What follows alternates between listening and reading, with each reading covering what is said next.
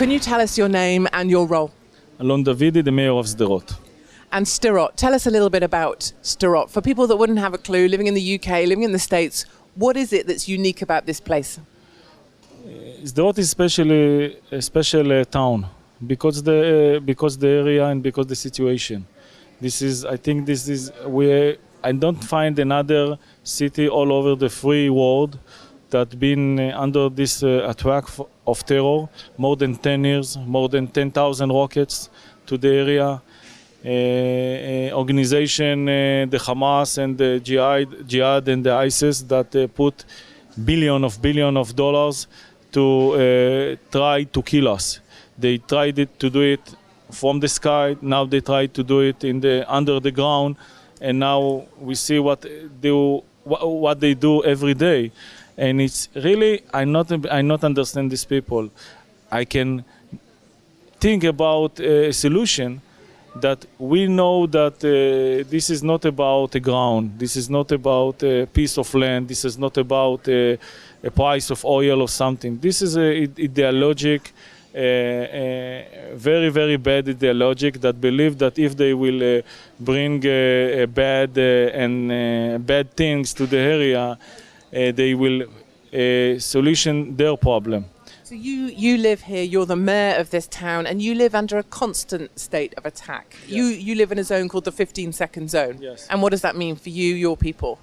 I can give you an example. 2 days ago, in 4 o'clock in the night, the alarm system started to shout in Tseva Adom, the red color.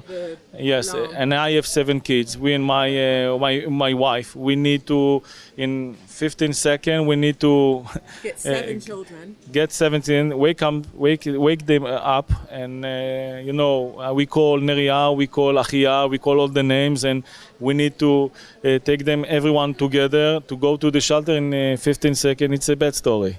It's not nice. I was going to ask you exactly that question as a mum. How, when you go to sleep at night, how do you go to, so if we say if we had a good sleep, we say, oh, I had a deep sleep.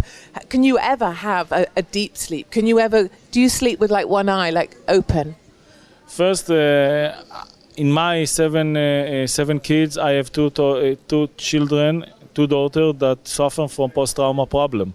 The mean is that, yes. Post-trauma problem, like yes. Post-traumatic stress. Yes. The mean is that they are very fighting. And like example, if you are in this situation in the last this month, they sleep with us, very close to us, fighting to get out from the house, fighting and always looking and call, father, mother, where are you? You know, I'm very busy, I'm with the mayor, and my wife, she's work outside from the town. So it's very difficult situation.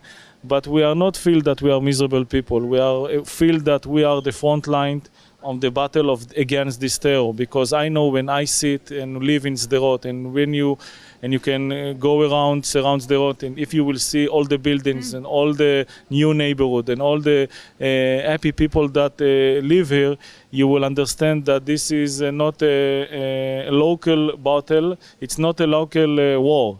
It's war from one side. The Jihad and ISIS and Daesh and all this Hamas and all this organization that few countries give them a lot of money, and from the other side, I think we are the free world, and I think that I am ambassador of United States, of Europe, that if we will not stand and give them back a fight, and the army make a good job with this situation, and we have our fight, the civilian fight.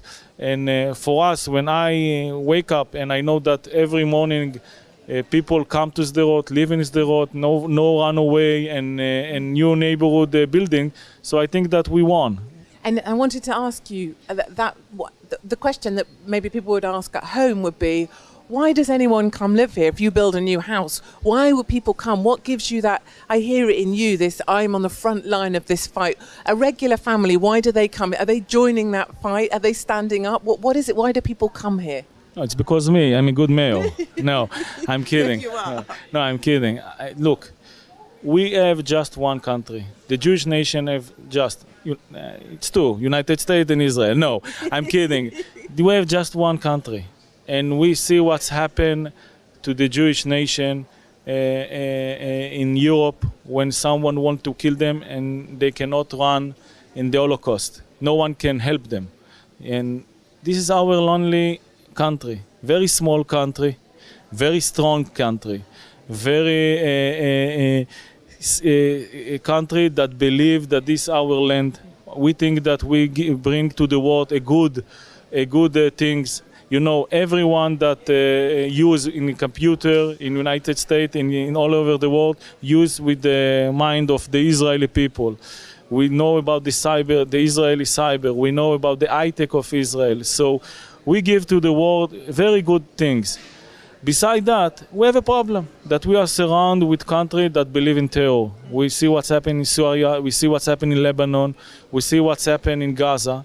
And I hope that the leadership of the world understand this situation and will stop to pressure on the leadership of Israel. And my last question, I know you're a very busy man, is in the UK, where I come from, our leadership thinks that the idea with terrorists is to hug them, to love them, to bring them closer, to let them come back, to give them actually school places and homes. Your view on what needs to be done with terrorists that try to hurt your people? I separate. For the one side, you need with terror, you must destroy it. If there is a leadership in Gaza, Hania and all these guys that teach their children and support and terror and make terror, you need to kill them. This is the thing that you can do. For the other side, we need an economic solution, but I can give you advice. Tell to your leadership and tell to your people, invest the money not in Gaza. We can build a school, we can build a hospital, we can build factory very close to Gaza, make an international place that you will be in charge with Israel and Egypt, and with that way we can help them.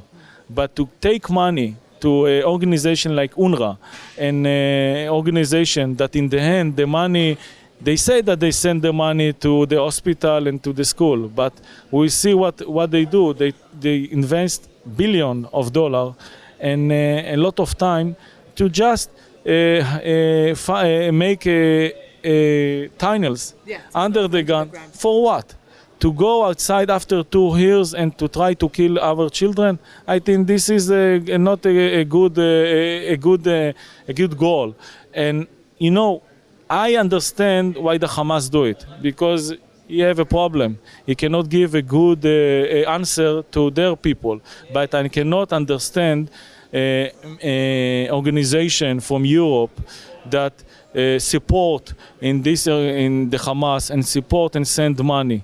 They send money more than 40 years to this area, and something changed? Nothing changed. The Hamas continue, the education there teach the children that if you will blow a bus in Jerusalem and of Tel Aviv, if you will send rocket, if you will send a balloon to Sderot, what's the balloon? In the end, my children can touch in this balloon and blow. So this is your goal. So I hope that the people of Europe, the people of all over the world understand and push their leadership to find another way. Absolutely, and I just wanted to say you are on the front line. You are leading the fight back. Is your view that you will win this fight as you sit here on the front line with 15 seconds warning? We won.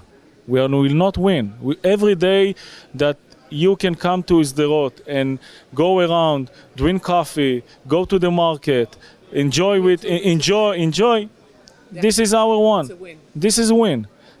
It's not win to like Hania and his guy, the leadership of Gaza. When the army go back and against Gaza, they go under the ground in the shelter and send the people to the border, to send teenagers to the border and say to them, go and try to kidnap a soldier. This is not to be a hero person. This is to be very, very stupid leadership, evil leadership that really don't have any answer for the people of Gaza.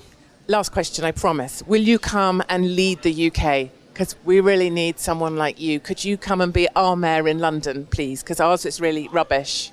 I believe that I have my trouble And my people, I prefer to say to continue with our people in Can I Sderot. clone you? Can I put you in my pocket and take you home? If you take my 7 kids and we'll be in charge of them. Thank you very much indeed for your time. I really appreciate it. Thank you.